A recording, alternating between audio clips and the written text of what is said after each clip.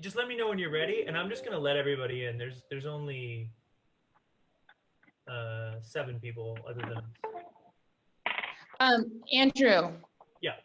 Sarah, sorry, I'm having a little bit of difficulty with my camera, but in terms of if there are any Spanish speaking folks that need translation, how do you want to do that?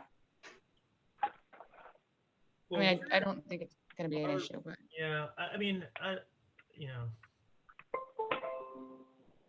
we can play it by ear. We just play it by ear, yeah. Okay, all right.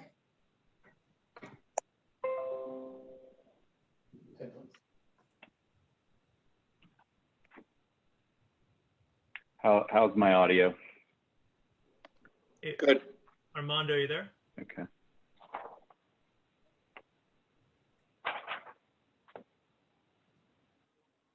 I'm here. Can you hear me all right? Yeah, we can hear you.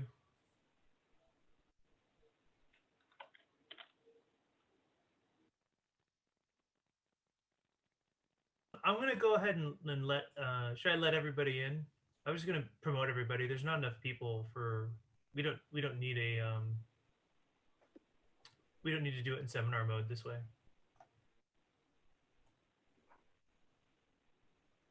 Oh, for one big group? Yeah. If more people show up, would we have to restart the meeting though, or? No, I think we just let people Okay. in. So I'm gonna start letting people in, and then Kyle, whenever you're ready, no rush. Hey, Michelle, this is George. Come on. Hey, George. Doodle's on as well. Great, and we just have everyone in as a panelist, so everyone who's in the meeting can hear everyone else. Rob, do we want to get started? Sure. Can everybody hear me okay? Yes. Yes, loud and clear. Great. So my name's Robert DeForest, for those of you who I haven't met. I'm with the developer, and I also have with me today Kyle DeLeon from our team, as well as Michelle Moorhead and Andrew Brady, who is our legal counsel. I'm going to just kind of set forth how this meeting's going to go. I'll say a few words just to open, and then I will, after that, kind of introduce our framework for this meeting, set some ground rules, and then we will hopefully have the bulk of this meeting as, you know, ample time to hear from you all in terms of, you know, concerns, questions, suggestions, and other things. And once we've sort of gathered all of that information, hopefully we'll also have some good time for some back and forth and some sincere discussion. So with that, I also do want to say that this meeting is being recorded. We would be happy to share the recording with anybody who would request it. If you are not aware of our website, it's www.avenue-34.com, and on there is also an email address. So if you'd like a copy of the recording, feel free to reach out to us there.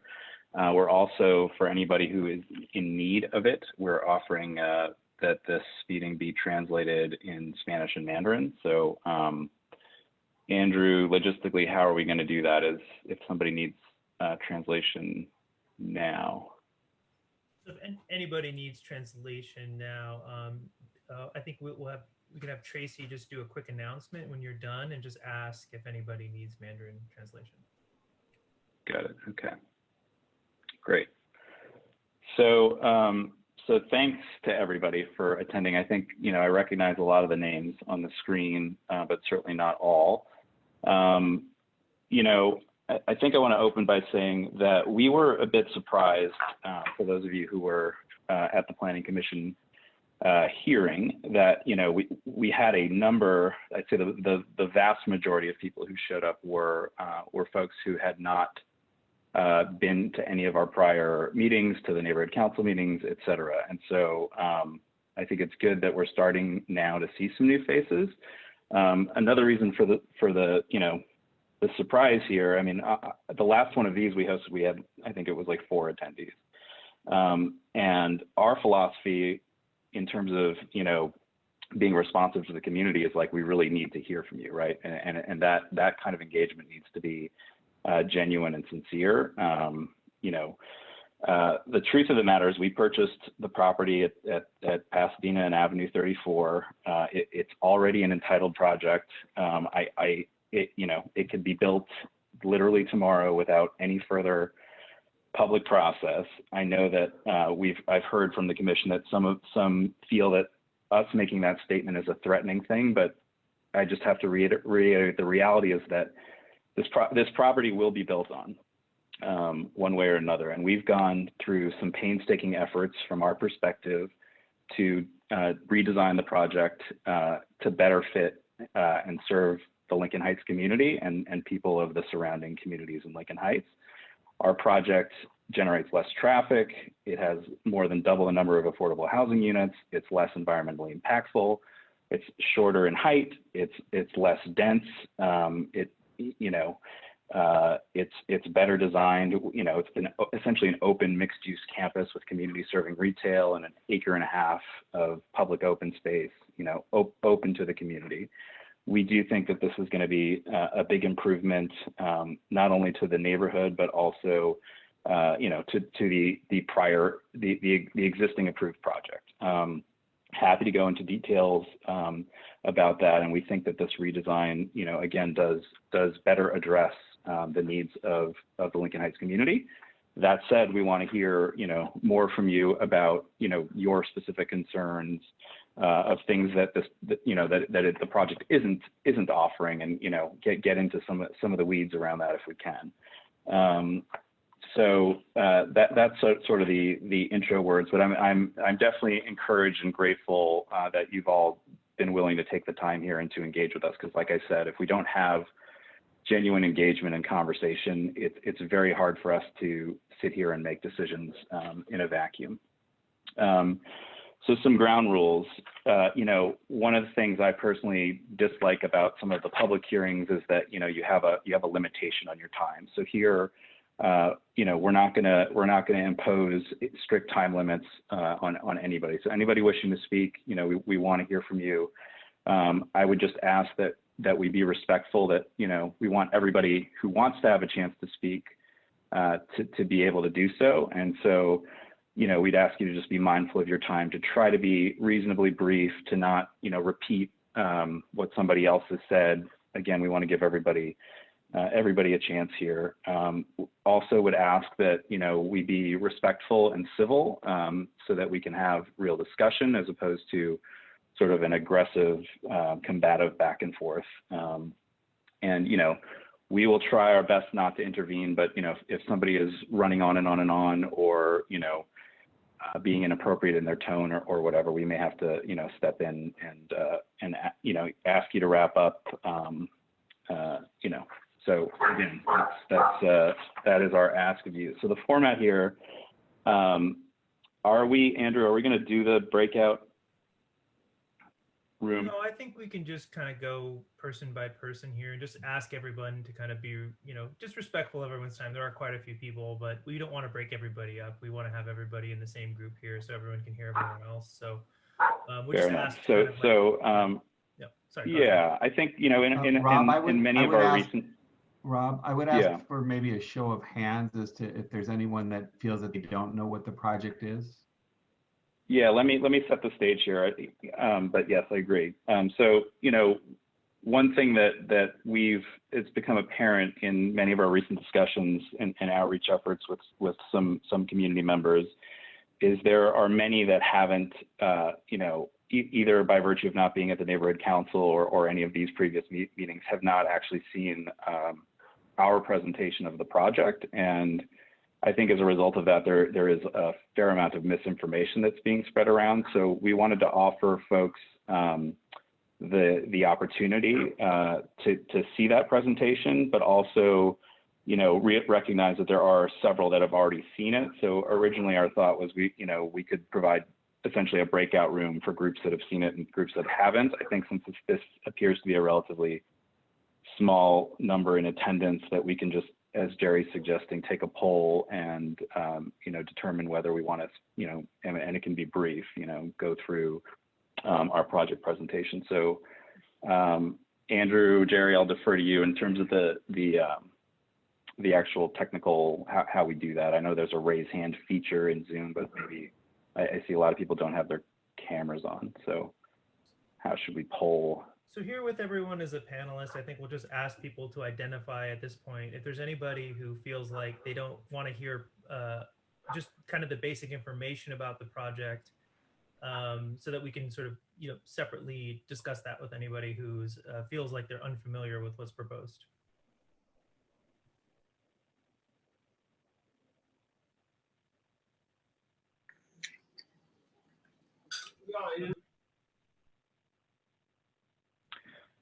So I think, you know, it seems like it's difficult to sort of take that poll. I think it would be worthwhile, Michelle, maybe if you could give just an abbreviated overview of the project, just so everybody's up to speed. I think, you know, just eyeballing it, it looks like there are a fair number of new names.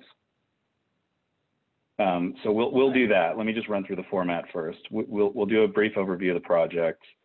And then again, we'll allot, you know, the majority of the time to hear from you and Q&A and discussion. So with that, I will hand it over to you, Michelle. Okay, let me just share my screen.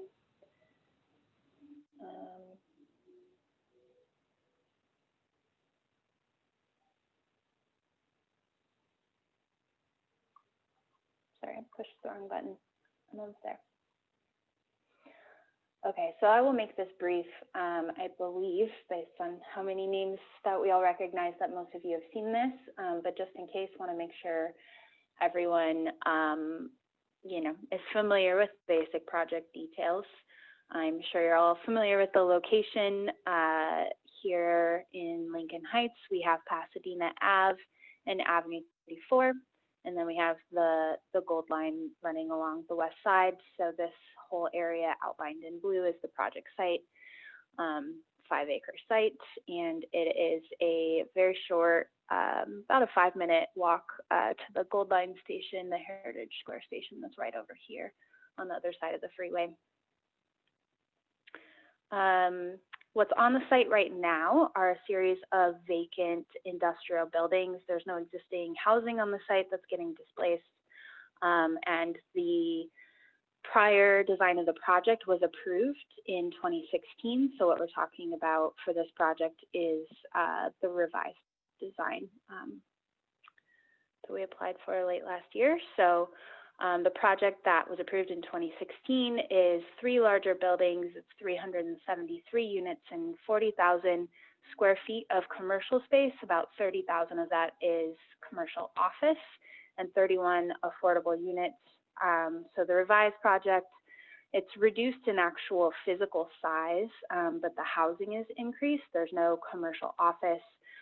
So there's a lot less traffic as a result, and we've increased the amount of affordable units to 66. Those 66 units of affordable housing are deed restricted for very low income units. That's 14% of the project. We also have a little over 16,000 square feet of ground floor retail that's along Pasadena. We haven't programmed that at all. That's designed to serve the community. So we'll definitely be looking for feedback from the community about exactly what the biggest needs are there. And then it's a little bit shorter in height. We have 2 of the buildings at 4 stories and 1 at 5 stories. So the 4-story buildings, one is along Avenue 34 to make that area a little shorter than it was before. 311 parking spaces and 281 bicycle parking spaces. There's also a lot of open space, which I'll show you here in a little bit. So the kind of general layout of the site, again, this is Pasadena and Avenue 34, as I'm sure you're all aware, is along the south edge of the site. And then all of the space that's along this side along Pasadena, this will be open to the public. There's some pocket parks here and the ground floor is retail, so that'll be open during business hours. We have some gates kind of hidden in the plantings that will close after hours to keep it from being an attractive place for people to sleep at night. And you'll see from the plans, we are planting 219 trees. Some of the trees we're going to try to relocate that are existing along Avenue 34 to areas where the public can still enjoy them, and then make sure that we plant some mature trees along Avenue 34, but there's just going to be a ton of trees over here on the site. And then the garage entrance over here on Avenue 34. And as I mentioned, these two buildings here along Avenue 34 are 4 stories and then 5-story here.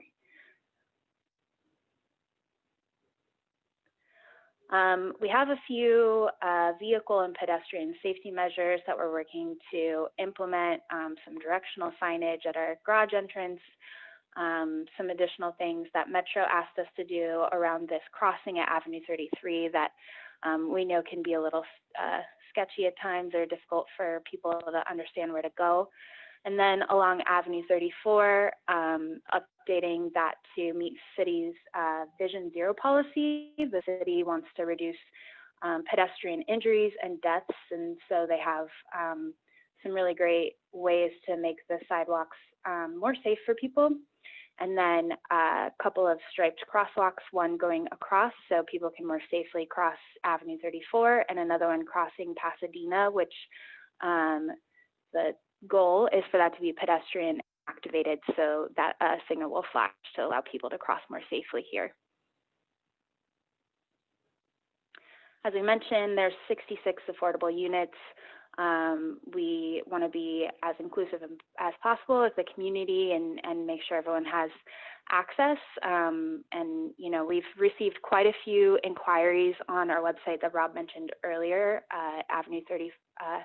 avenue34.com. And a lot of people are really interested in these, so we'll make sure to let you guys know as soon as we can when it's possible to sign up for those affordable housing units. And then there's a variety of sustainability measures that we've implemented across the site. A lot of open landscape space that's planted directly in the soil, and a variety of things if you're more interested in hearing about those. You can see the facades, which are in the renderings, and what it looks like along the side. And then ending here on a view of that corner and the pedestrian condition with some of that retail along Avenue 34 and Pasadena.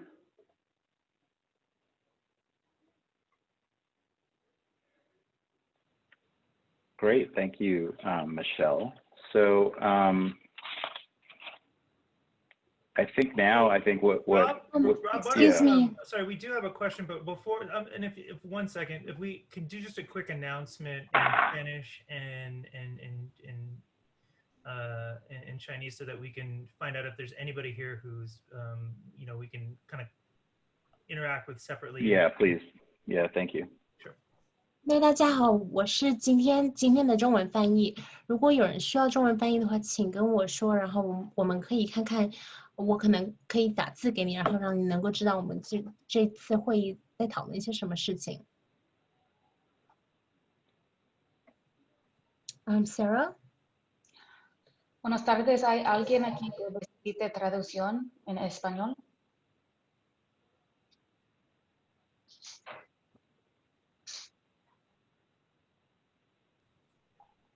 Okay, so it's not hearing anything here. I think we can move on, and I think we have one question. I think the person whose name is identified as I yield is raising their hand. Great. Hi, my name is Stacy Dawson Stearns.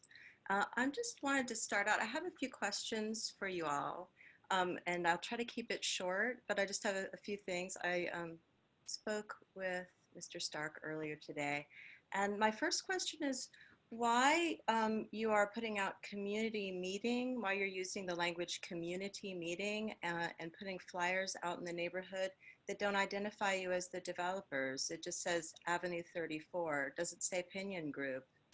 What was that? What's the logic behind that? Well, I'll answer that now, Stacy. I don't think there's any real reason for that.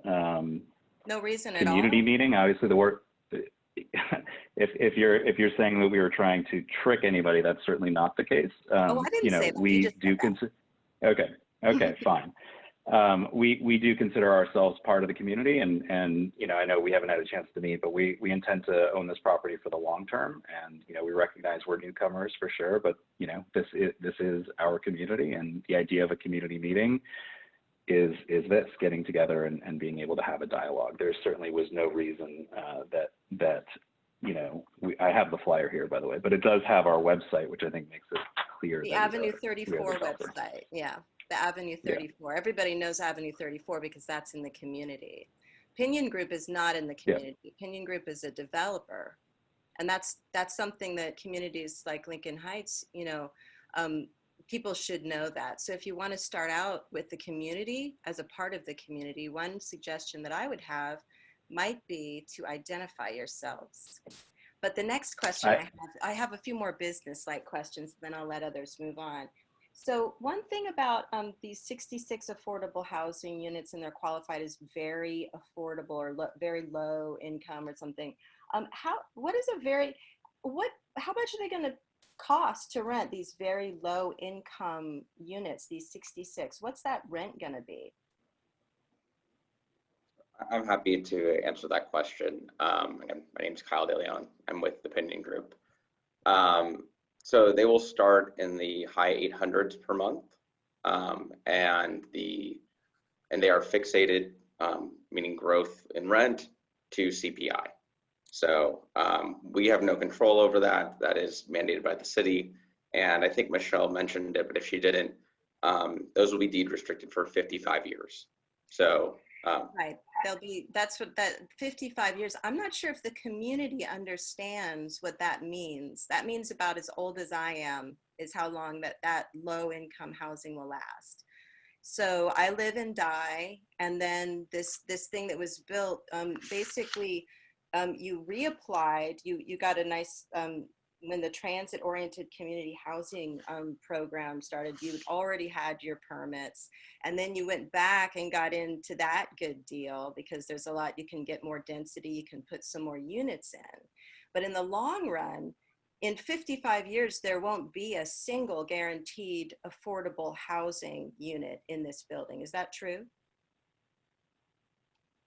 There will be no affordable housing units? I mean, they only have to be that way for 55 years. So after that point, if Opinion's going to own this building, and are you planning on managing the building? Or because I've noticed that these permits that y'all have gotten through the city, there's different LLCs, like who's 360? That was on the first one. So there's a lot of different LLCs. And what I know from my experience here in Los Angeles is that people build buildings, they use LLCs, which if the community who's listening understands that an LLC is actually a structure that prevents whoever has made the LLC from suffering any financial damage should something happen. So it's a protective device. So the people who live there, the people who rent there, this is a massive structure that you're putting into a neighborhood. It's higher than anything else that's there. It's bigger than anything else that's there. It doesn't have enough parking for the units. And that's, a good, well, there's bicycle parking, and then you're next to the metro, but the metro only goes certain places. So it's already difficult to find parking there. But all those kind of things aside, I'm thinking about this community. Do you know what the median rental range is for this community since you're a part of it now? Sorry, the median rental range? I want to be clear. I want to be clear on your question. What are most people paying rent in this area? What are most low income people paying for rent in Lincoln Heights right now? Are you aware? sorry, you're gonna really have to clarify your question because I'm not Okay, gonna so- be caught on something, but I do want to answer. Well, I know I don't want to catch you on anything at all. I just want to hear what your research is when you come in and say, okay, out of all these units, 66 are going to be very low income. They're going to be very affordable. But what do people in Lincoln Heights pay for rent? So how can we say they're affordable if we don't know what the general median rent rate in Lincoln Heights, which is mostly rentals, what people pay? So when you do your research, have you done that part? I'll be honest, we have done research about what the incomes are in the neighborhood. And that's how we came up with these rental rates and why we chose this rental, bandwidth. I think we've discussed, and I'm sure you're aware, is we could have done a little bit higher rental income, but more units, or much, much lower, but less units. But actually, again, based on incomes, which is what, is easily accessible within the data, that's what we used. And that's what we felt was appropriate because yes, we do want to know this community. We do want to serve the community. And so I think meeting the median income, not the median rent, is the more important thing to serve this community and the people who live in it. Well, the 66 units worth, right? The 66 units out of how many units again?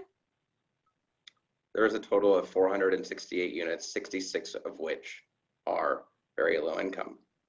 Right. So then there's a lot of really high income units too. No, it's a market rate project, which we have talked about, and it's not a luxury project. It's not a downtown high rise.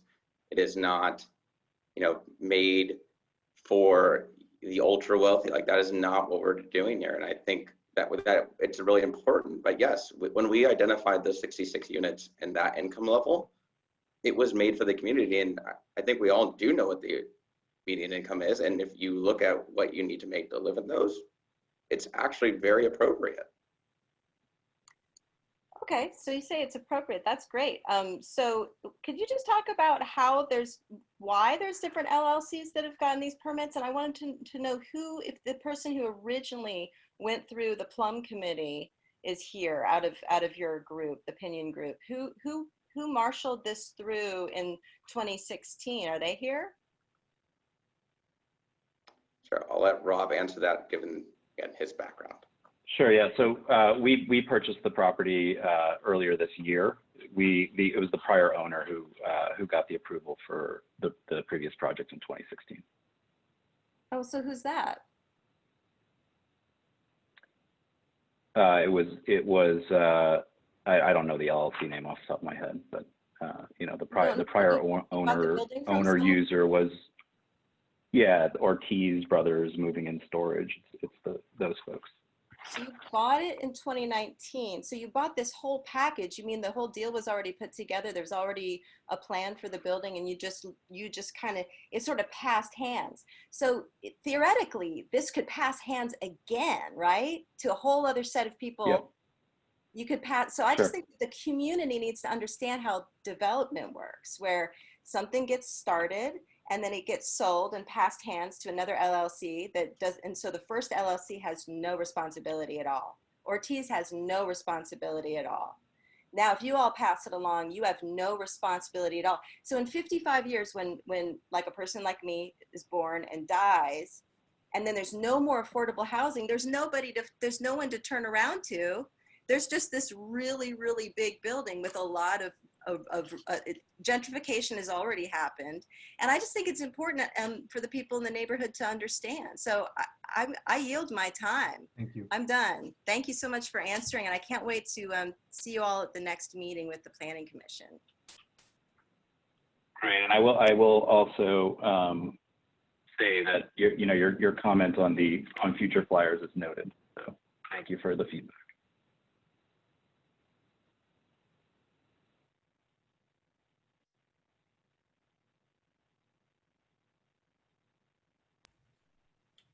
Okay, I think we can keep this orderly, but if anybody else wants to raise a hand, and we can just call people out.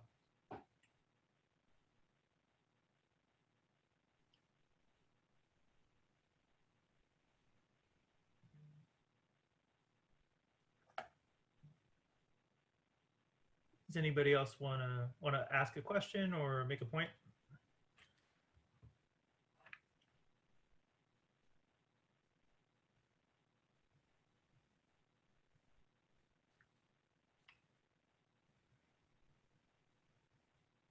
I can't believe no one else wants to ask a question. Can I ask one more? Sure, go ahead. you Are can you in unyield. You can unyield yourself. Are you in conversation with the school, with the principal of the elementary school? Have you had any conversations with the parents and the principal about the impact of this building project after a pandemic and a school closure of 1.5 years, and then the air quality, and so then there's children going to school across from how many years of construction this is going to be? We have not, but obviously we are required to coordinate with them as part of our conditions to approval. I've been reading that document about the requirement. However, in typical LA fashion, you're not really required to tell them until about 3 minutes before you start breaking ground. Are you thinking, if you want to be a part of the community, are you thinking it might be a good idea to strike up those conversations sooner so that you can see, you know, because that might be a really great thing to do, considering 66 lucky families might be able to afford to live there. Agreed. Hi, this Robert, is Arturo. Robert, we have a hand raised from Jack. Hi, can you guys hear me? Yes. You can hear me? I just like to ask just a simple question of what have been concrete actionable changes that has been made to any aspect of this plan in the past 6 to 8 months from community input? We have not finalized a package of changes yet because this is an important part of our process, is to, you know, to hear what the hear some more ideas and feedback on the current project. So none. Rob, nothing has been finalized. Run through the various offer, you know, what we've presented to date, and as impact, sure. You know, what we're doing to impacts. Because I in the 6 to 8 month time frame, there's been a number of things we've done, but we're collecting more. Absolutely. Yeah, that is true as well. I think I was looking at the question a little more narrowly in terms of you know, since in the last few weeks, which, you know, is still in process, is the answer to that one. But Jack, I'm sure, or you may not be aware, you know, we've heard, I'd say, a few themes of concern. One is, you know, concern about loss of street parking in the neighborhood. We've heard concerns about traffic and pedestrian safety. So let me just address those two off the bat. With regard to the parking, we have agreed to spearhead what's called a preferential parking district, which essentially would be a district, you know, it has to be a minimum of 6 blocks. We would have to work with the community to define what that district is, but essentially the idea behind it is that our residents would be prohibited from parking on the street, and any existing residents and businesses would essentially have a pass that entitles them to street parking. So essentially, our project would have no impact on loss of street parking. With regard to pedestrian and traffic, yeah, go ahead. I just have a question. Is that through the city, or is that run by Pinion itself? No, it's through that would be through the city. Okay. Thank you. In addition to that, you know, there are, you know, things that we're doing on our side privately from a management perspective in terms of putting, you know, covenants in the leases where, you know, folks aren't allowed, you know, they're not allowed to park in the street. But you know, the preferential parking district, the city enforced policy is probably the one that will ultimately, I think, give the community this, you know, the most comfort in that, you know, you don't have to rely on my word, right? It's like, it's enforced by the city. So with regard to, you know, pedestrian traffic and safety, as Michelle kind of mentioned briefly in her presentation, we've added, you know, a number of voluntary improvements, including signage and signalization, at the railroad crossing at Avenue 33 in Artesian, additional signage on Artesian, lighted crosswalk across Pasadena Avenue, as well as, crosswalk across Avenue 34. We're exploring other ideas, which would be great to get into a bit in this meeting if possible, such as, speed bumps and other potential improvements for Artesian. So that is, I think those in terms of what we have heard have been two of the largest kind of themes of concern. The other is there's concern about environmental contamination on the site. The site is next door to the former Welch's Laundry, which was under an active cleanup order from the State Department of Toxic Substances Control. That is not our property. That's the property next door, and I think there's some misunderstanding about that. That property has gone through a completed soil remediation process, and we have done a number of significant environmental testing on our site itself, and it is they've all come back clean.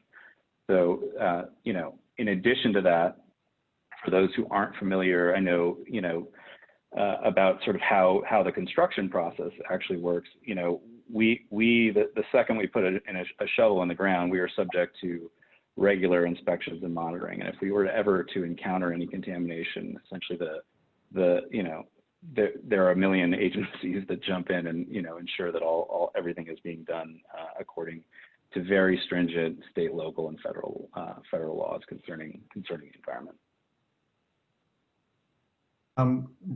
Rob, I was wondering. I'm sorry. I also think it's important. And I want to thank Stacy for raising the issue of, the previous owner and the project that they put forward. And in fact, they have fully entitled a project on the site. And I think to answer Jack's question most completely, it would be important to talk about the physical changes that we've done to the project from that project to make it less impactful, because those are a lot of very concrete changes that we've done to the project itself to make a difference.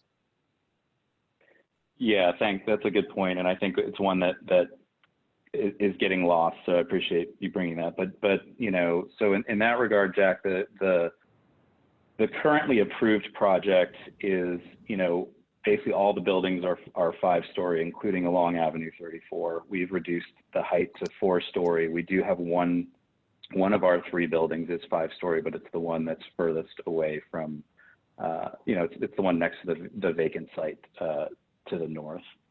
And we've drastically reduced the number of cars at the project. In part, that project was entitled with like 40,000 square feet of commercial space, which is clearly not serving the neighborhood. And that use is a much larger traffic generator. The prior project also had a much larger parking structure, which serves as a magnet for folks with cars. We've opted to take a much more transit-oriented, sort of environmentally sensitive approach to our project design. The project is less dense in terms of the mass of the buildings. We're building less square footage. And the prior project, in terms of housing affordability, I don't have the number right in front of me, but it was something like 5% affordable. We've essentially added roughly 90 units of housing to our plan, and over a third of those are affordable. So essentially, our project change, which is really what we're proposing, is really a 90 unit a 90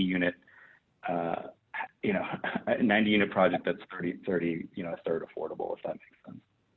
Robert, I want to be clear on what that's saying. That is the conversion of some of the commercial spaces away from their high impact to residential. It's not really adding on top of the existing project. It's really trying to find a better use of the space that is already approved for the project, and right. reducing. And that's again, how we're meet the needs. The overall mass. Exactly. Yeah. Appreciate the clarification.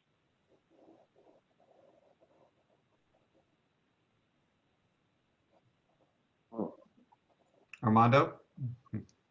Hello there. Hi, I'm Armando. I live up the street of Pasadena, a few blocks. I want to make a few comments here. First, I do share a little bit of the concerns that was spoken about by the person at the beginning about, being the name community and putting the name Pinion and all that stuff. But I do appreciate that you are having this community meeting, because it seems like when I go to the neighborhood council, they only let a few people speak. And I've waited in line sometimes for an hour to make a comment and then been told, oh, we ran out of time and we don't get to go to. So I really appreciate you hearing the community out.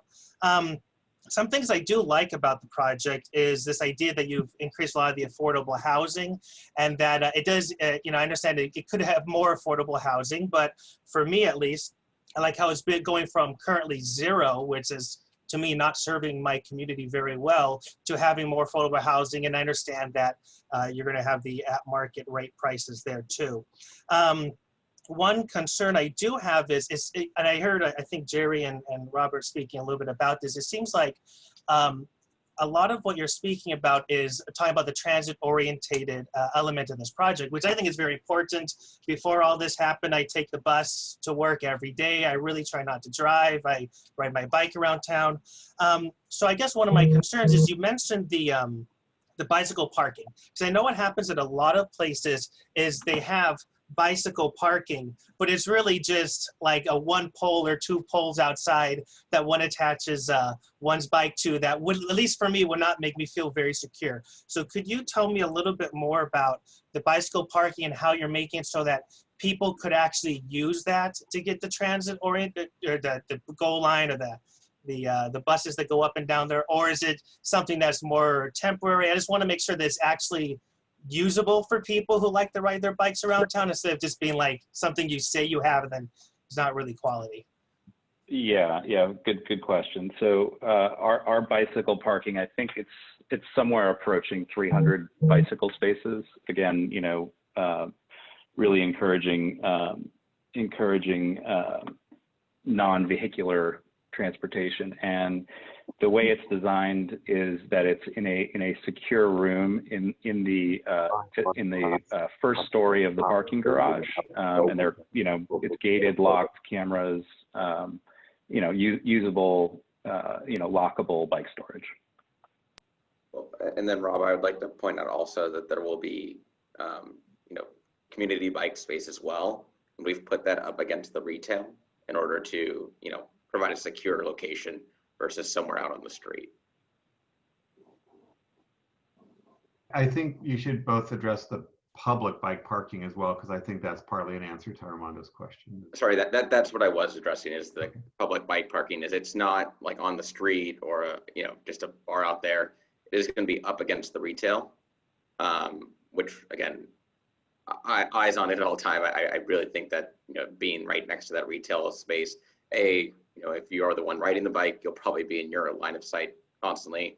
If not, it's going to be in the line of sight of a lot of other folks, hopefully, who are using that retail. So we have been very conscious of that and making sure it is close to the buildings, because as someone who does ride their bike, I get it. I've had a couple stolen. Good, thank you. I appreciate that. I have a question.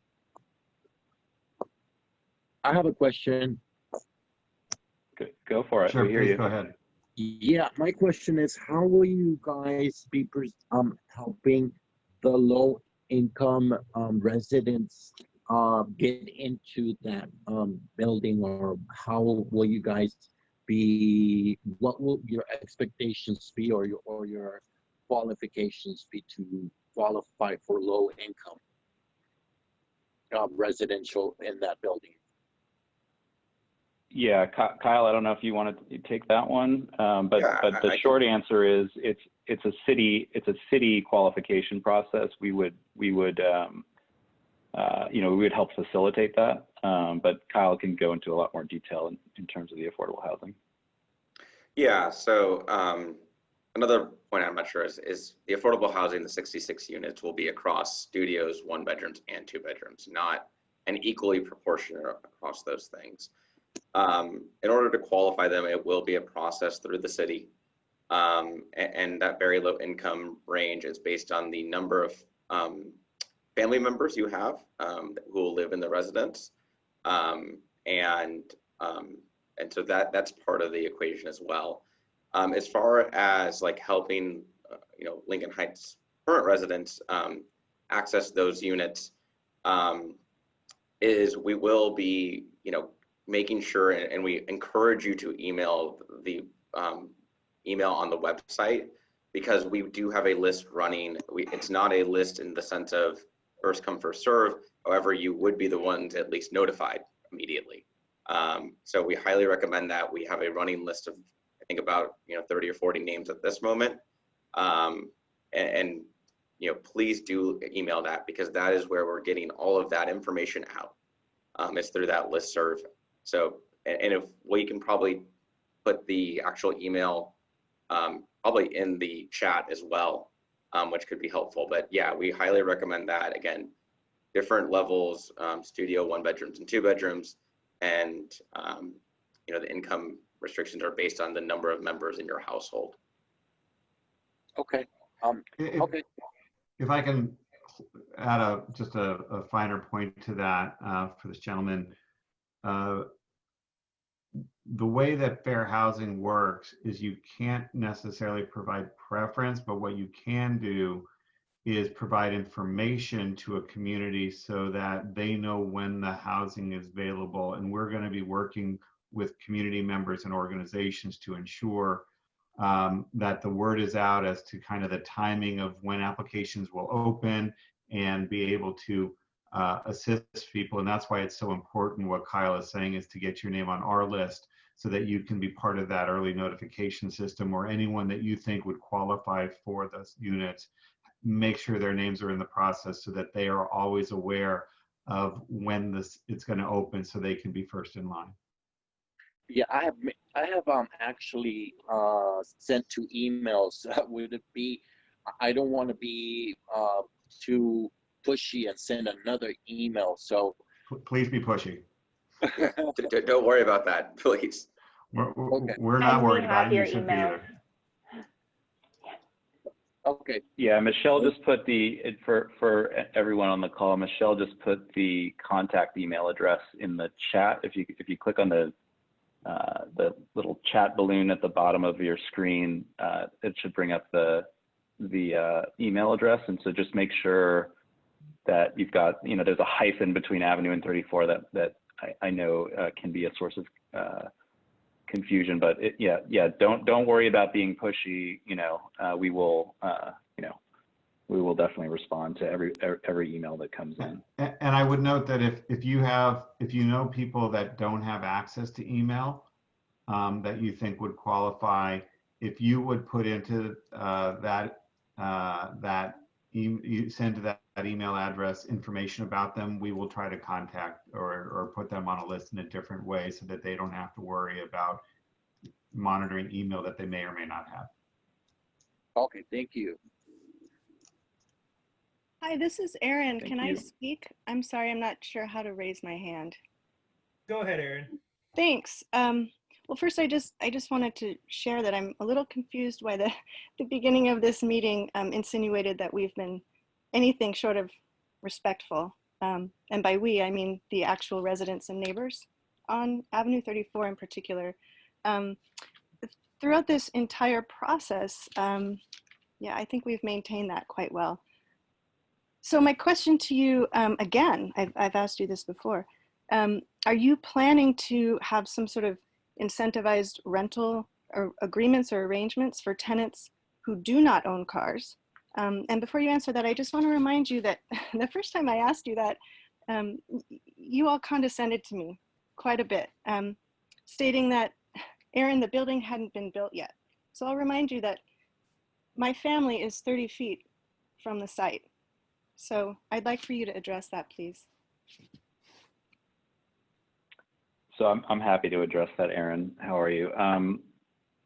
So first off, there was no, and apologies if that's how it was received, but certainly we were not trying to insinuate anything about you or our prior interactions. I was just trying to lay some ground rules for community meetings and sort of to make sure that the conversation remains civil with the understanding that, not knowing how many are joining and who's joining and all of that. So apologies if that's how it was received. It's not how it was intended. With regard to rental incentive, I think the clearest way that I could explain this is that your rent for your apartment is like it's not like you rent an apartment and you get assigned a parking space. Your rent for your apartment is separate from your rent for your parking space. So by nature of that, essentially the project, you pay less rent if you don't have a car, right? And that is a common practice these days, and a large incentive for people to not, to choose a car-free lifestyle. And this is a location where that's actually a real option for folks.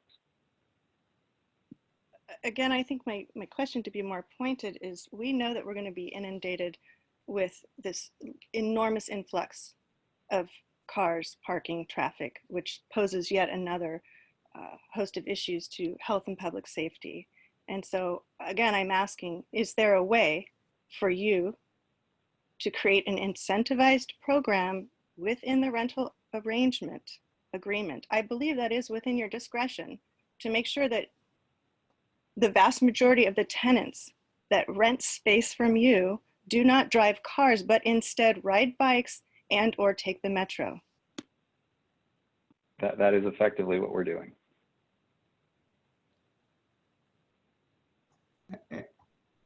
Aaron, obviously that's it at least appears that that's not what you're hearing. So maybe if you could be more, if you could provide some examples of the things that you're thinking about, so we understand more, because quite frankly, that is exactly what we think and what is a proven, the way that Rob described the contractual relationship between the tenant and the building, and how they have to also rent space for the car is a proven method over many cities and many jurisdictions and common planning practices to disincentivize car ownership as part of occupancy. But it seems like you're thinking of something different, and I'd like to try to understand that a little better. If you have very specific ideas, would love to hear them. I don't know that I have any ideas. I just have a tremendous amount of concern about the follow through and how this is all going to work out to maintain safety on this street. Understand, appreciate that, and that's truly the intention. And this is Andrew. And speaking of that, the project does have what's known as a transportation demand management obligation on it, and that's going to include a wide variety of methods that are going to promote transit. So the project and the ultimate package of that will be determined as between the applicant of the city, but that includes things like transit passes for residents, and includes things like setting up information about transit availability and noticing tenants about that. It's about providing guaranteed ride home, ride share. And so the project will implement a package of different measures through its obligation through a TDM program.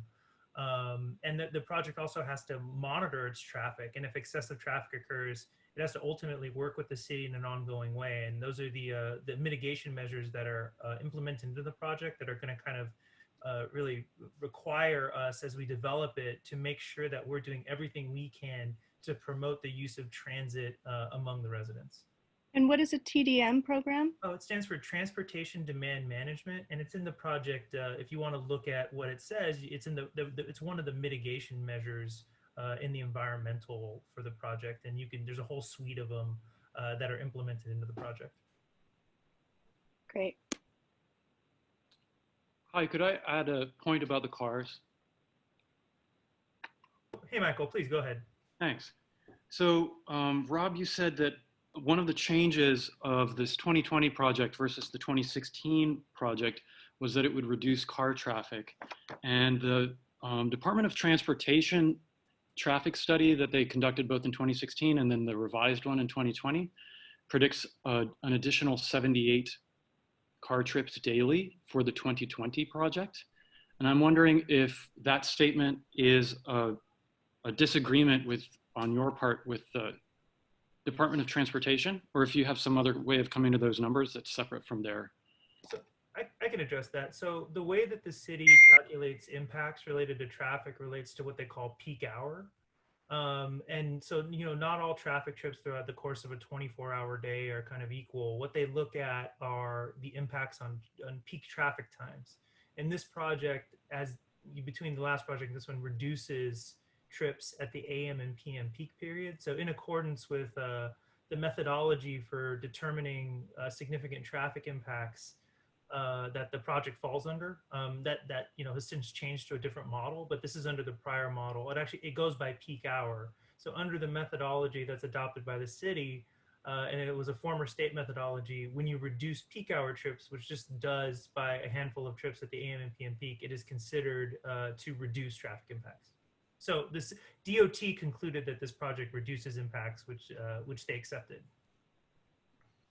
Right. So I just want to clarify for everybody listening that this project versus the 2016 project reduces traffic in the AM and PM rush hours by just a few trips, but overall it increases trips over the 2016 project.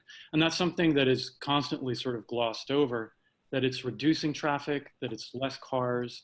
And I just want to make sure everybody understands that it's supposedly reducing traffic in the AM and PM by just a couple cars, but overall increasing it by much more. Thank you.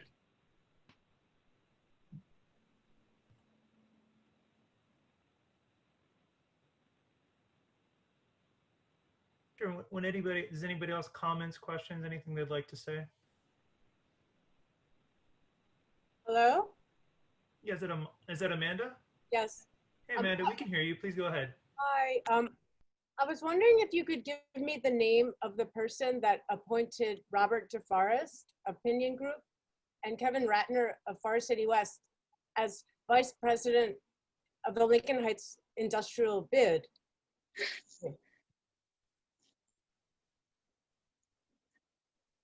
So Rob, do you want to? Yeah, we were appointed, at a bid meeting, which we joined. We joined as a function of acquiring the property.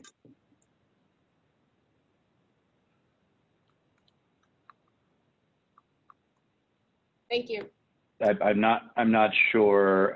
Just to be clear, I'm not sure there are any titles. I don't know where we're on the board as a stakeholder. I believe you took Eric Ortiz's position, the previous property owner, but as head of the essentially.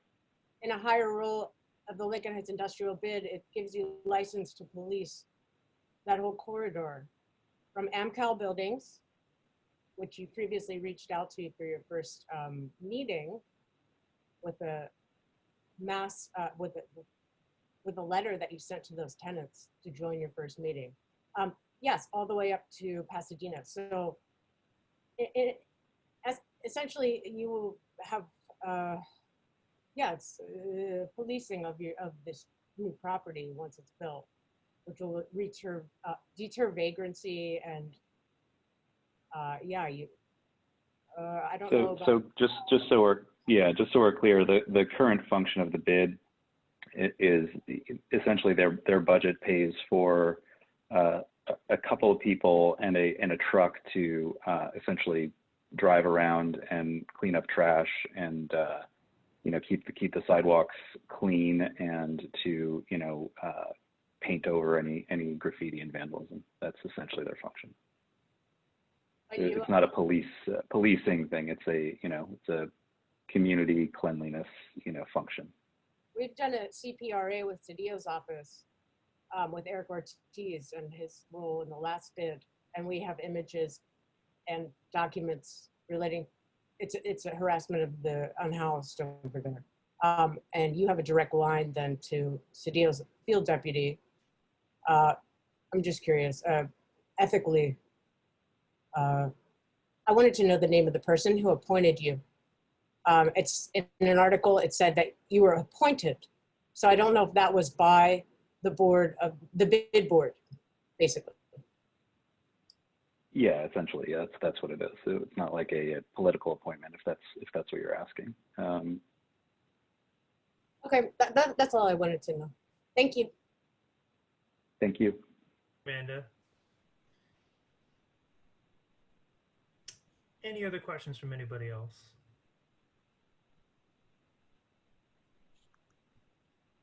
Comments, concerns? What is the if I may ask a question, when will you start building the complex or the building?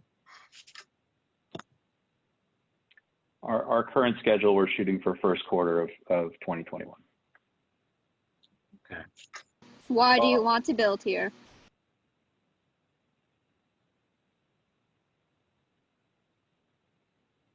Why do we want to build here? We think it's a fantastic, site that meets many of the housing goals of the city. One of the more attractive things to us as a group is that, this is not a site where we have to demolish any existing residential. Just by virtue of our philosophy, it's not something we would do. This is basically a site with a number of warehousing structures that are at the end of their useful life that will get redeveloped, and it's in close proximity, walking distance, biking distance to a transit station, and will provide a mix of affordable and market rate housing, which by virtue of increasing the supply is directly relieving pressure on the community in terms of displacement and slowing the increases of rent in the neighborhood and citywide, and it sort of aligns with all of our principles in terms of good infill transit oriented development. I would go ahead, Kyle. No, go ahead, and I can follow up on that. No, I would also say that I think it's important to note, Diana, that this was a project that, as you looked at communities and you found all the things that Rob just talked about, you also had a project that already existed that seemed to not quite fit the criteria of benefiting a community in the same way that we thought we could. And we came in to redesign a project and create a project that we felt would be better for the community and less impactful. And those opportunities don't always come around. And I think seizing on that opportunity and trying to reach both our goals in the types of things that Rob just looked at and talked about, while at the same time creating a project, taking a project that's already approved and making it better, seemed like it was something that benefited and was best for everybody. Kyle, I don't know if you wanted to comment further on that. Yeah, no, I think Jerry kind of summed up what I wanted to say, but I think it's building a great project in a great community. It's why we're having this meeting. Is we want to be part of this community. We know we're new to it, but we like the energy here. We like the people here, and so it's the opportunity to build a really good project in a community next to a transit station, and hopefully be a community member. That is our goal. I mean, we've said that we want to own this very long term, and that's why we're having this meeting, because we hope that you guys are all our neighbors for a very long time as well. Kyle, can I ask you a question? It's Erin. Yeah. Nearly 200 people called in from this actual community, sharing in a variety of ways that their life and livelihood is being suppressed. How can you speak to that? So, as far as their life and livelihood being suppressed, I understand the fear of massive change. I get that. I understand that, this is something that is going to be an impact to the community. I think it's going to be mostly positive. There are some aspects that are negative that I think we've addressed, which is, more pedestrian traffic, more vehicular traffic. And I think we've addressed those. There is no project that doesn't have some negative impact. And part of the reason we're here is to hear what other negative impacts you guys have concerns about, or or make sure that we don't have those negative impacts. So as far as, the 200 people who called in, frankly, I heard a couple really good points from them. Some of them, were points that they just weren't true, but a lot of them were talking about, again, the traffic, talking about, the making sure it's a safe community. Those are all things that we stand behind. So, I think I can say with a straight face that we're trying to create a project that is creating more housing with affordable housing, and a project that is close to the TOD to reduce the number of people driving in Los Angeles and encourage our renters to be good citizens within this community and also be part of this community. I hear you talking a lot about cars and traffic, but what do you say to 5 generations of people who are ultimately, as you very well know, are going to be displaced? What do you say to them? I need to hear from them. I mean, I think that's why we're having this meeting. Absolutely. Yeah, Aaron, I can address. I mean, the displacement is largely driven by the fact that we are woefully underbuilding housing in the city of Los Angeles. And if you don't create new supply at all income levels, then it's already happening, right? People are already moving into Lincoln Heights, and they're buying a rental property and evicting tenants, and fixing doing whatever improvements they do to the property and raising the rent. That is what fuels displacement. Our project is not displacing anybody. We're not buying an existing apartment building. We're buying a functionally obsolete industrial property and putting new supply, which is going to relieve the pressure on the neighborhood, and provide 66 units, which is a sizable, even for a standalone affordable housing project, a sizable amount of supply of new affordable housing in the neighborhood.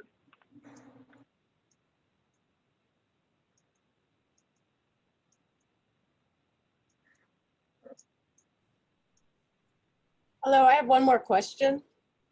Please go ahead, Amanda. I would like to know the name of the person that was hired by you to find was paying callers to sabotage our public hearing. Thank you.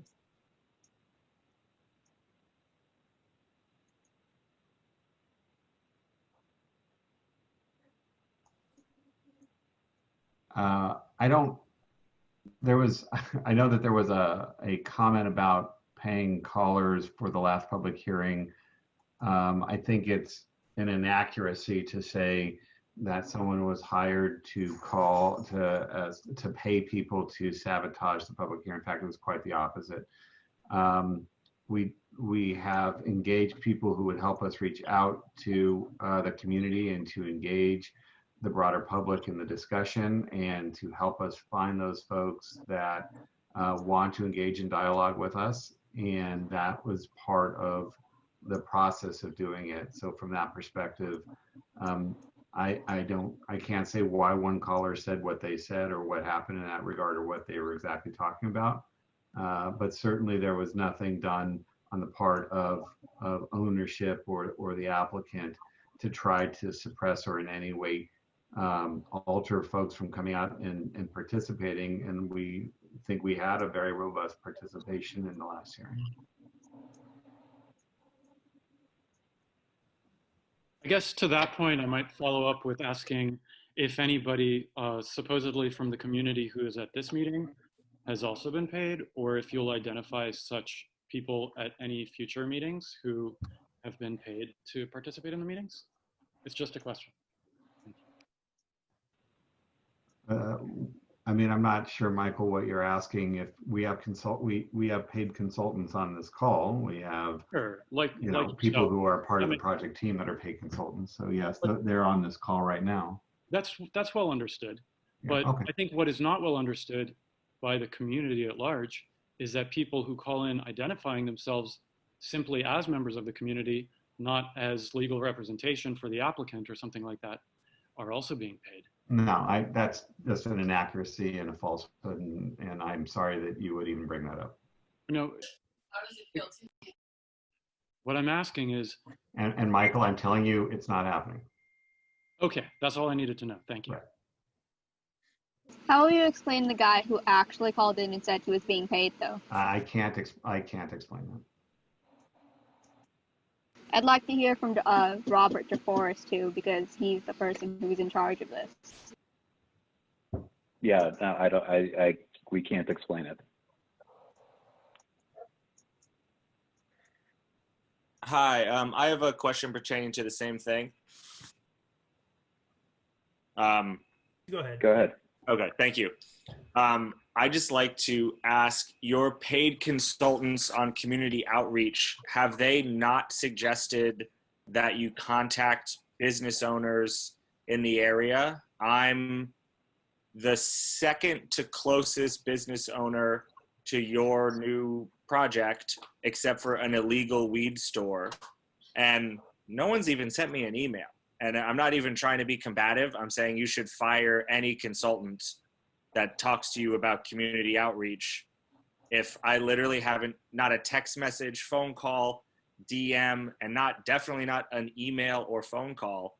So again, not even being combative. Jack, you are absolutely right. I mean, we need to talk to you, and we are actively engaging people to try to find business owners like you to have this discussion with. So for that, it seems like you're spending hours and hours taking this yeah, call. I'll apologize for that, and I will make sure that we have talked to our outreach people to ensure that they get a hold of you.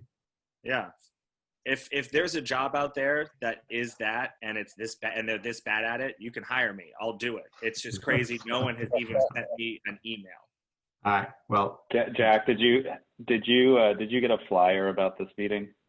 I got a flyer for sure because someone walked by my mailbox, but like legitimately there's a car dealership, an AC repair thing, an AC repair company, and then my business, which will be directly, legitimately, maybe completely destroyed by this project. And no one's even sent me like a passing email. It just seems, again, I know you guys don't have to make it abundantly clear, but fire that guy. If it's someone's nephew, I get it, but Jackie, you're absolutely right. You should be contacted. Cool, that's it. Yeah, Jack, send us your contact info, and we'll set up. I mean, Jack, what do you have? You don't have to. I think you've described where you are. We'll make sure someone gets to you. Yeah, great. Have a nice one. Are you, Jack? Are you in your office on a daily? Because of COVID, I don't know when people are actually in their I'm on vacation. Give me a call. All of our information is publicly available. Just give me a call. What's the name? We are almost the closest business to your place. Come on. Have a good one, y'all. I'm going to bed. To hop on to what Jack said, because he represents businesses, I'd like to talk about schools. Hillside was not informed at all. I called in. I asked the front office lady. I asked another assistant there too. They told me, what the heck are you talking about? The school on Avenue 33, Los Angeles Leadership Academy, was also not told. It was brought to this building was brought to the attention by one of the students, as well as Lincoln Heights, Abraham Lincoln High School. So your outreach to school has been non-existent. How would you explain that? They're certainly on our outreach list, Diana, and I think, if you have contacts that you'd like to share, that would be helpful for us. We would certainly like to engage in conversation. I'd just like to contribute that we've been doing this process for 7 months now. And so there's certainly been time for it. I'm just gonna leave it there. Noted. Yeah, I mean, not wanting to make any excuses, but obviously, schools have been dealing with a lot in this environment. So it's not as easy as we would have hoped to get a hold of people. So, truly, if people have contacts, please forward them along. They're certainly high on our list of folks to reach out to.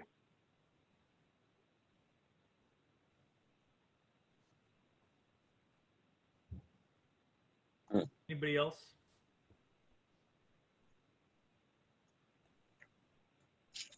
Rob, you want to wrap up? What would you define as affordable?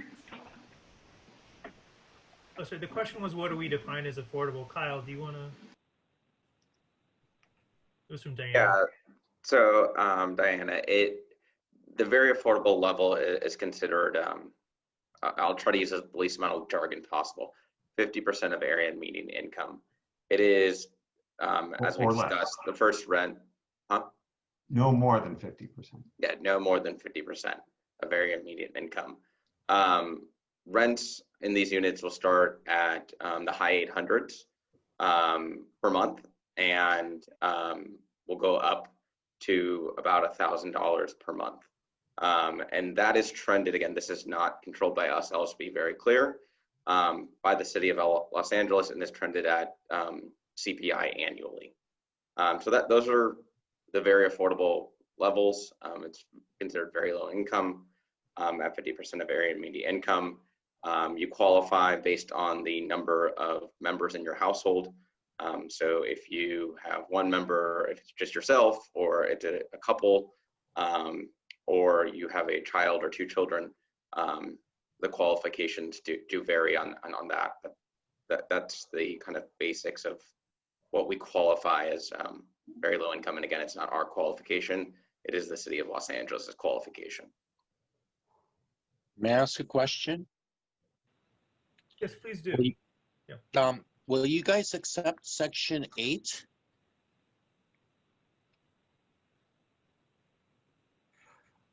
That is a great. That's not part of our current. Frankly. Yeah.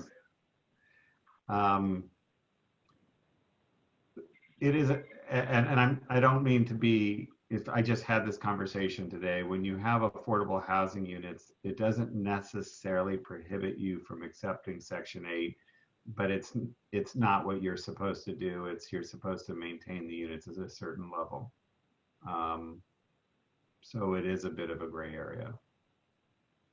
Okay. And our current plan does not contemplate.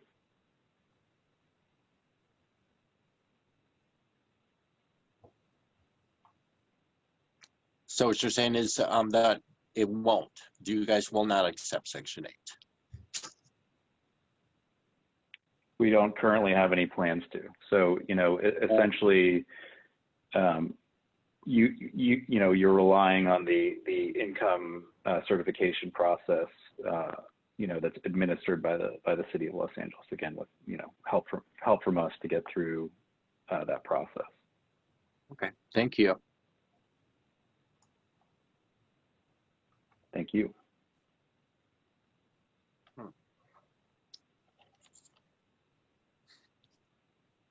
have a question. Go ahead. Just looking over your, presentation and what you guys have on your website, and looking at the renderings, and I also do renderings myself. I've noticed that the buildings aren't to the proportion to what you guys have on your site plan.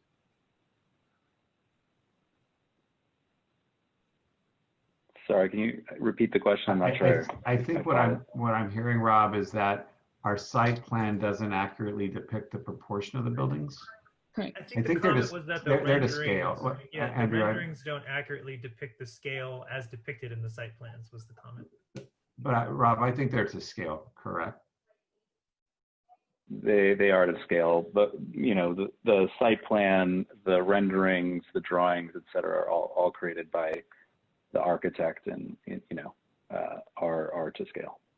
Oh, no, I'm saying the buildings are to scale. What I'm saying is your street views aren't to scale because the widths of the street do not match your site plans.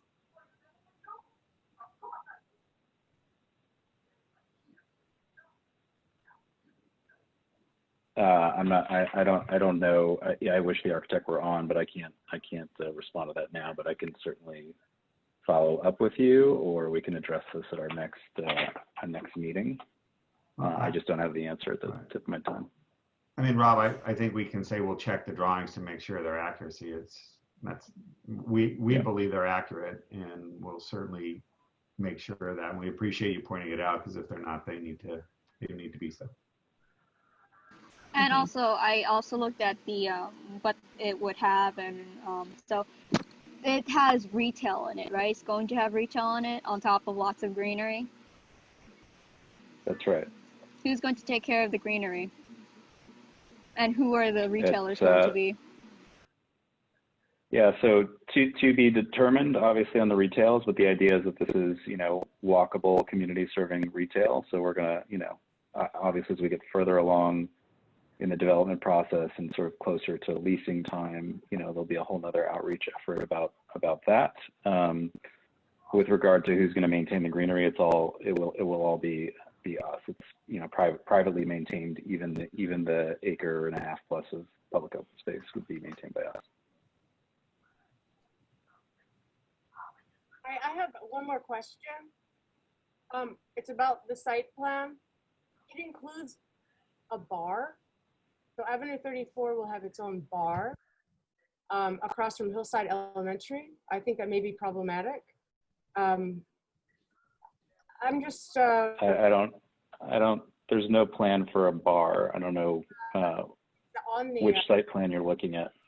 That's one of the first files from the hearing. I'll send it to you.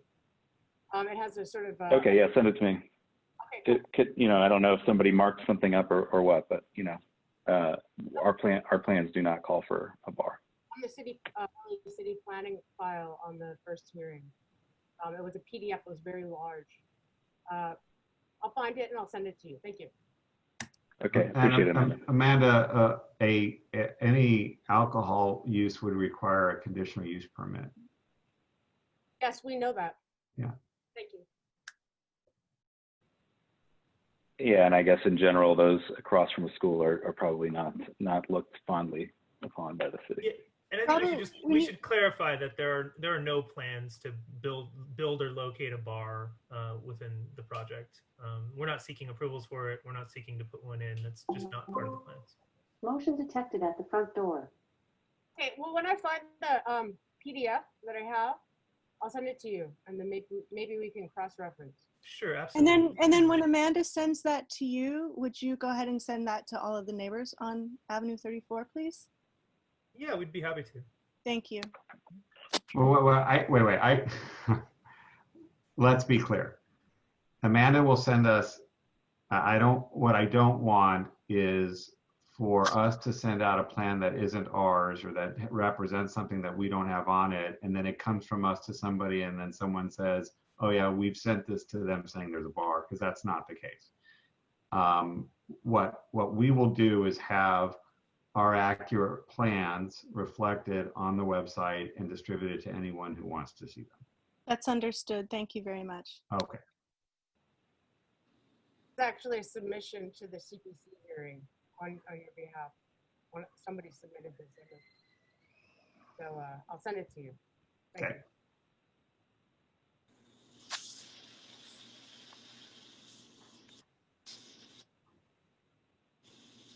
Okay, I have one last question. Please. Are you guys aware of the other developments that are happening in Lincoln Heights?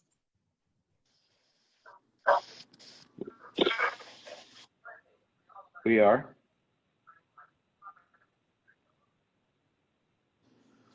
You are aware, and you are aware why the community is very scared of new developments happening in the neighborhood.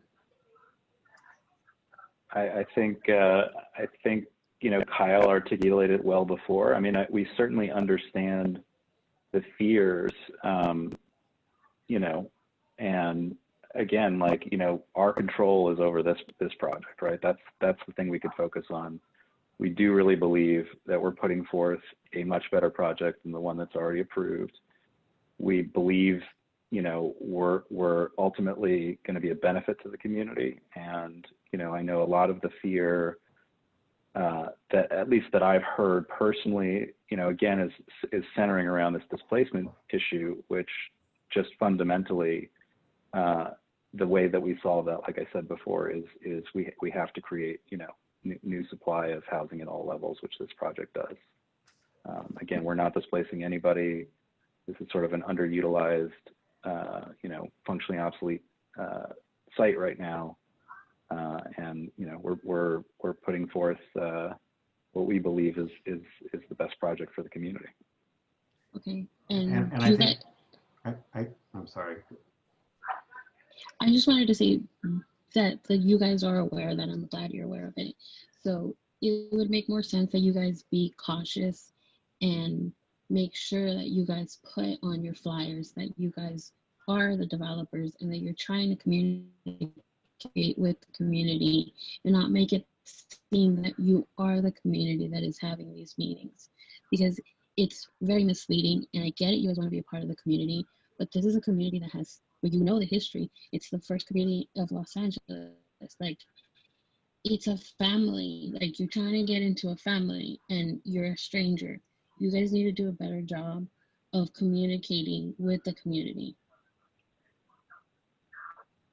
Heard that loud and clear. So I appreciate the feedback, and we will correct that. So thank you.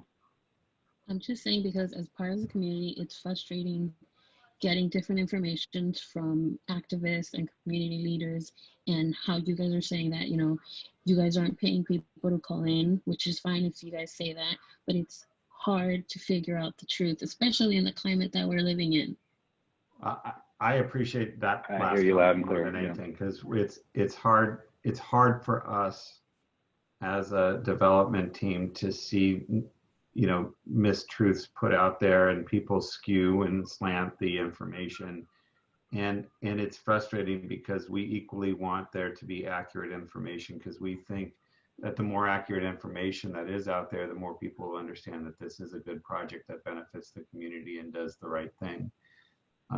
So in terms of the identification, I hope you understand that it's we're advertising, if you will, a community meeting from our standpoint, and it's not to discount it what anyone has said or asked. We are representing out there that we are inviting the community to have a discussion with us, and to us that's a community meeting, and there was no either disrespect or malintent or trying to become part of something that you may feel we're not. It was really just more of an invitation to say that everyone's welcome, because we want to have this broad discussion. Great. While we really appreciate the opportunity to speak, I just want to be clear that there's so many people who wanted to be here and that couldn't. They are currently working, don't have access, et cetera, et cetera. That's been explained time and time again. So just with all due respect, the next time that we go into a city council meeting, if you not say, we had this community meeting and nobody showed up, because that is not the case. We hope that our voices are being heard and that they resonate for the people who are unable to be here tonight. Thank you. And appreciate that, and we will be having another meeting, I think. Robert, is that? Yeah, September 29th, 6 p.m. again, same login information, same dial-in information. We would ask everyone here to, you know, spread the word to your contacts. Again, the more we hear and the more we're able to have, you know, real discussion and dialogue around the project, the more feedback we get, the more we can actually, you know, start crafting, you know, modifications that meet many of the concerns. Obviously not everything, you know, some things are in our control, some things are not, but those that are in, we certainly will do everything. Robert, would it be, to Erin's comment, would it be, I'd like to ask Erin if she thinks it would be helpful to do the next meeting later at like 8, so that people who may be working have an opportunity, or some other different time, or do you think 6 is an okay time? I can't speak to that. I can only speak to the lack of outreach on the part of the opinion group and the misinformation on the part of the opinion group. And I hear what you're saying, that you're trying. I can't speak to other people's schedules and agendas, Erin, you made the point, or their access. With all due respect, Erin, you made the point that that you're aware that people wanted to come but are at work. So I'm just trying to ferret that out to understand if you also feel there's a better time. Do you have a Spanish translation or Spanish? We have one on, as you heard at the beginning, we have both a Chinese and a Spanish translator right now, and have been on since the beginning of this call. No, of the flyers. Yes, all flyers have been in both Spanish and in Mandarin, as well as English.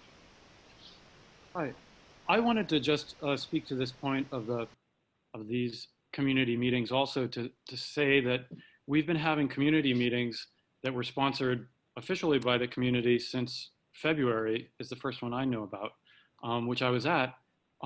We've repeatedly called on city planning to sponsor public hearings, which they denied.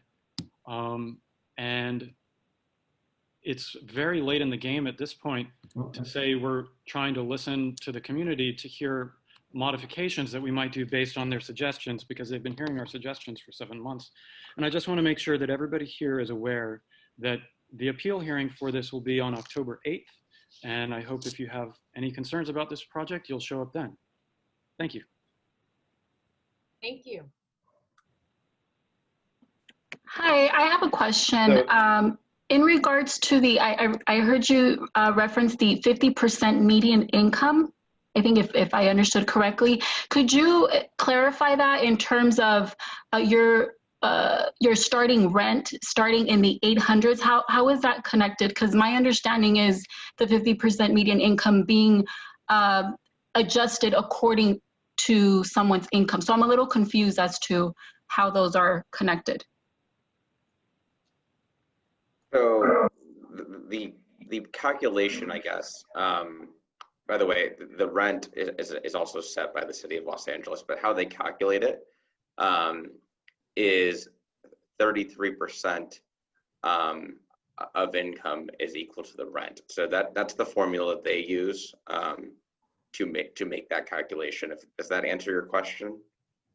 So 33%. Okay, so if someone receives, say, $800 in Social Security, would the rent be adjusted according to 33% of that 800 check that they receive monthly? Is that how that would work? So no, because they wouldn't actually qualify. So it's based on folks qualifying at that 50% AMI level. That person, I think, would qualify closer to about a 30% AMI level. But in the case of yes, if that person they made $800, it would be 33% of that number if that were the level, if that's what you're asking. And if I could sort of, it's key, the city actually sets the numbers based on an area median income. So it's not based on the median income of the individual renter. It's a number that's mandated by the city. So the developer here is not going to actually select those rents. Those rents are published every year by the city based on the area median income. So I would like to make a comment. To qualify for these very low income units, you have to make at least, it's $30,000. Lincoln Heights makes below extremely low income. That's $20,000 a year per, I think, individual. Yeah, so our community will be put on you have to compete with 45,000 other residents in Los Angeles for these low income units. And it's $30,000 yearly income that you have to make to qualify for them. So our community won't qualify for these. I'm sorry, let us be clear. It's not that you don't qualify, I think it's right to answer B correctly. The project is available for people who are 50% or below. The rents that are set at that benchmark at 50%. So the question is it's not based upon the individual's income, but it is based upon the average income that was stated. So the rent's starting at $800. So while someone could qualify who has an $800 Social Security check, the reality is they still probably could not afford this rent. And that's, Amanda, what you're saying as well. But the reality is that people, depending on their household, depending on how many people they have in their household and how all of that comes together, makes the determination on to whether or not they can afford the rent that is set by the city. Got it. Thank you. And just a quick comment. I did receive your email this morning and I do appreciate it. However, I came very late on the call because I already had some plans. So just for future reference, if there's any way we can be notified maybe a week or 5 days in advance, that would be helpful. So B, we're having, maybe you're the right person to ask then, because I asked Aaron this question. So we're doing another one next week on the 28th, I think, is that right? 29th. And we were 29th. trying to decide, is the 6 p.m. hour a good hour, or should we try to shoot it for later because people are at work? I would say 8 p.m. And given the fact that a lot of people are working from home, it might be a little easier for them to, you know, they're working from home and immediately switch over to Zoom and jump in the meeting. So I would say 8 o'clock. Okay, so we'll do the next one at 8 o'clock. How many other projects are you involved in? Because I know Andrew Brady has his name in a few in Chinatown.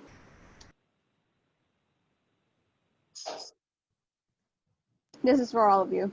And just so you know, we're just representatives, so we represent a number of different developments and developers, and this is the developer here is just one of our clients. Rob, why don't you discuss the number of projects? Yeah, we've got literally a handful, so about 5 projects that we're working on now. One question, Jerry, is if we're an apology. I guess, did that answer your question, or before I? One question is if we're changing the meeting start time. One concern I have is that we've already circulated these flyers and mailed them, and you know, we should just think about how we get the word out. Well, maybe what we do is we do it a long day and we do 2. We send out another notice that we've understood that there are people who want to come late, and so we'll do 2 sessions, one from 6 to 7:30 and another one from 8 to 9:30. Yeah, agreed. And to be clear, when's your next meeting? September what? So September 29th. There'll be one from 6 p.m. Yeah, 29th. 6 p.m. to 8 p.m. There'll be one, and then 8 p.m. to call it 10 p.m. would be the second.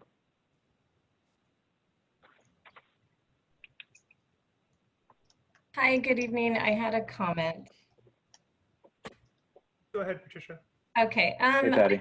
I just wanted to address the displacement issue. I think it's really misleading to say that that displacement is not happening, because there's displacement at the time of construction, which, yes, as you have said, there is no one currently living there where the project is proposed.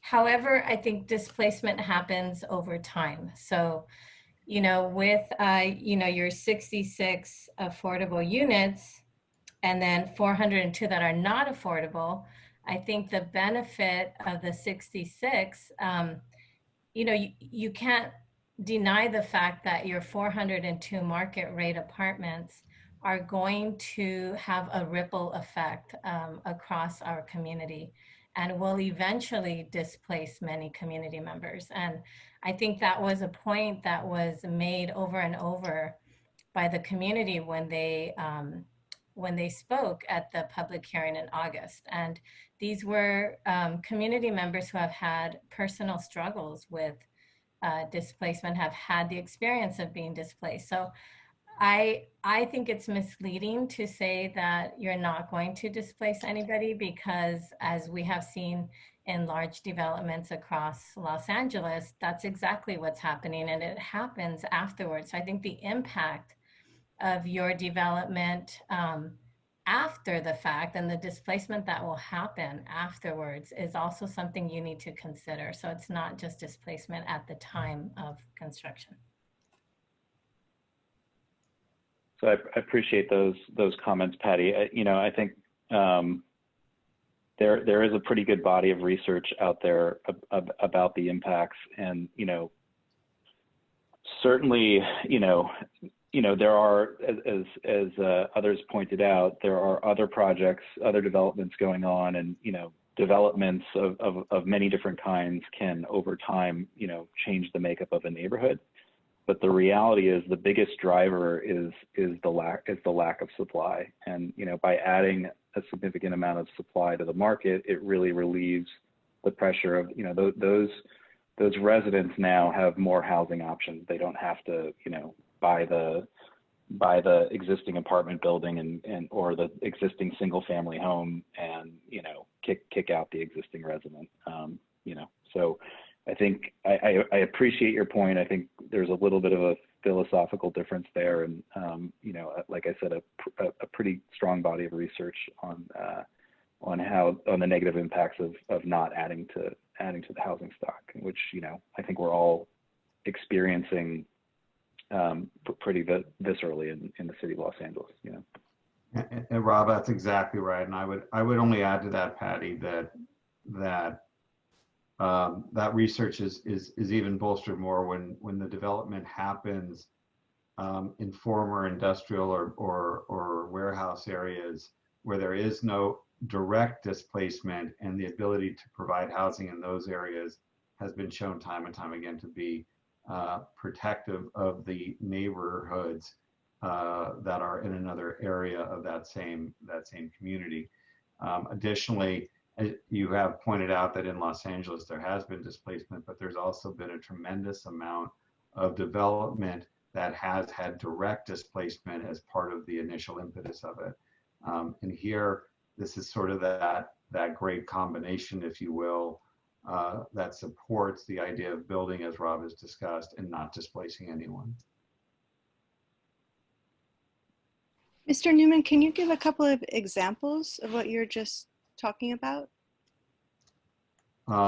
In terms of, there have been a number of large projects, some of them downtown, that in fact have been luxury high-rise buildings that have been built that have displaced people because they've taken the place of smaller apartment buildings. You see that happening in Hollywood, where there has been some displacement by virtue of direct displacement, and then large buildings, and then those people that have been directly displaced are moving out to the community, and that creates somewhat of a ripple effect. Again, as Rob pointed out, study after study shows that part of the impact is having underdevelopment within communities and within cities is what ultimately causes constriction and rising prices that move people from one community to another, causing you know, sort of a ripple effect of displacement that happens, mainly because you haven't built enough places for those people to go. I do a lot of work in homelessness, and what we find is that same impact in homelessness, where you move people from the streets to temporary shelter, but if you haven't built housing for them, they actually just go and displace people that would otherwise be in a temporary shelter and then go back to the street, and it becomes a vicious cycle. So the idea is you have to build enough housing to both accept the people that are coming and thereby provide a reduction in the impact that development has. And it's mainly, I'm now speaking a bit in circles, and I apologize for that, but the idea of building in areas that don't have displacement is the best opportunity to work against indirect displacement. Barry, could I ask you a question? You just talked about the DTLA high rises. So today I received an email from Avenue 34, which is you, to attend this hearing. And it was sent by a man named Arturo Gonzalez from Urban Strategy Group, former district director with Councilman Huizar, CD14, DTLA. I'm just curious, that just seems like a conflict. Thank you. The implication, Amanda, is I think unfair. We are engaging a number of different people, as we said, consultants, to try to do really active outreach and broad outreach, and are trying to do that in the best way we can, because having now been multiple times told that we haven't done enough, we're trying to overcompensate, if you will, or to in a more broad way compensate and hire people and get people out there that are putting out flyers. And so one, you know, I am sorry you think that correlation creates a conflict, but I am happy that Arturo actually got a flyer to you and that you were able to attend tonight and that we're having this conversation. So we're doing the work that needs to be done, and hopefully people recognize that that's exactly what we're trying, and we're here to be open and transparent to you all, and provide you the information that you're looking for, and where we can accommodate the concerns that you have.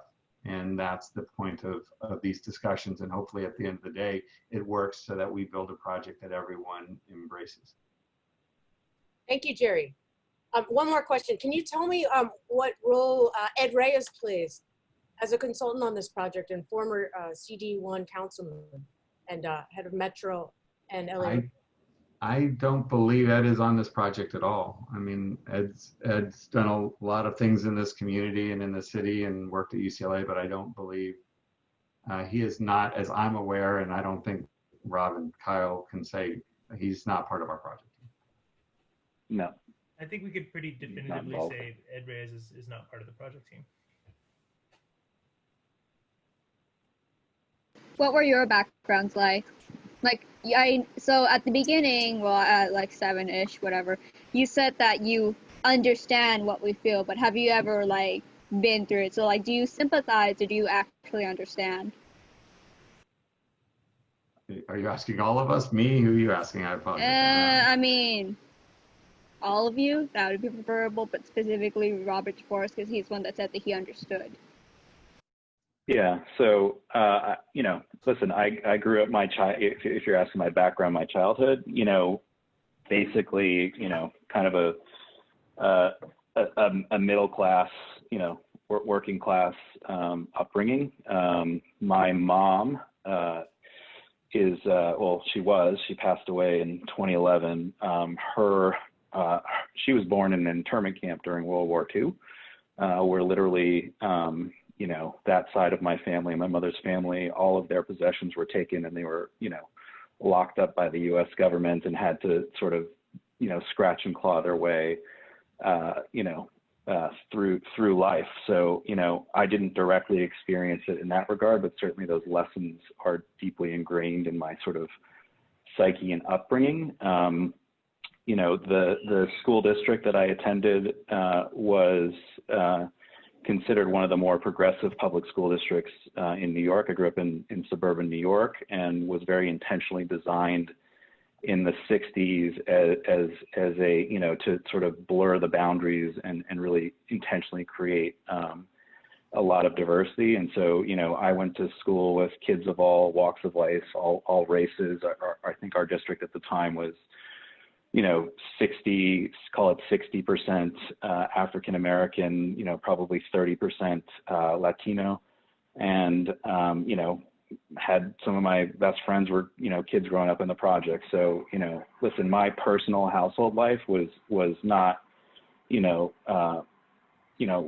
fortunately, you know, we weren't low income. We were just sort of a working class, middle income family, but I do understand people's struggles. You know, I've been around a lot of it, if that's helpful.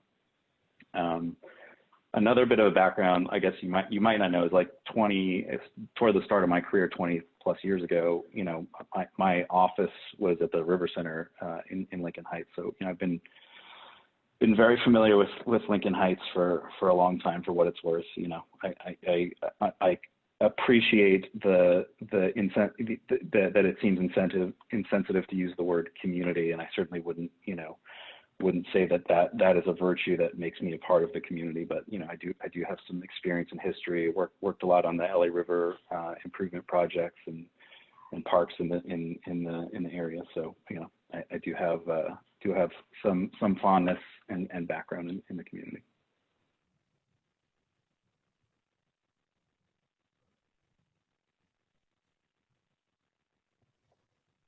So if anybody has a final comment, I think we're coming up against 8 o'clock. If anybody who has not gotten a chance to speak wants to say something at this point, I think we'd invite a final comment, and then if it's okay with everyone, I think we'll wrap it up. Yes, hello? Yes, please go ahead. Hi, my name is Jasmine, and I have a similar comment as Patricia. So I'm a current Lincoln Heights resident, and I believe that gentrification in and around central Los Angeles has made Lincoln Heights a prime target for investors because larger developers are converting multi-unit apartment buildings and vacant lots into new market rate housing with the support of city officials. That's just a comment I wanted to make sure that is said.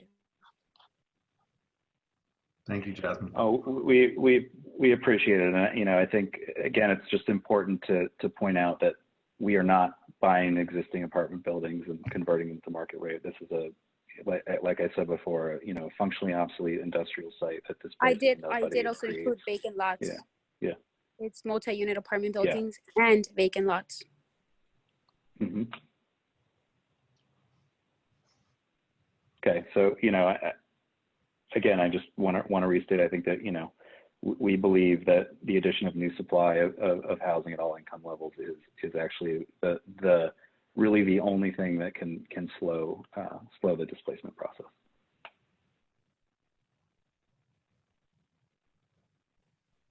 Okay, so Rob, do you or Kyle want to make any closing remarks, and then we'll re-announce when the next meeting is going to be, and we'll do the dual meeting. Sure. Yeah. So I guess closing remarks. You know, again, I'm grateful to each and every one of you for taking the time to engage in this dialogue, which, you know, I think is such a better format than some of the public meetings where you have, you know, your minute or your 30 seconds or whatever they give you, and, you know, want to encourage more of that. And as we said on the call, we're now going to do 2 meetings on September 29th, one at 6 p.m. and one at 8 p.m. So we will we'll get that information out and would ask that you please also pass that information along. You know, also want to just sort of make the statement that our door, so to speak, metaphorically, is always open. If you have any questions or you want to hop on the phone and talk about any of this offline, we don't have to wait for a community meeting. If you have an idea or a concern or a question, like pick up the phone or send us an email, and, you know, we personally review every single communication coming in, and like I said, we will be more than happy to engage with you. So thank you everybody for taking the time, and we look forward to the next one and further conversations, and, you know, eventually, you know, hopefully a long and healthy relationship with all of you. So Thank you. thank you.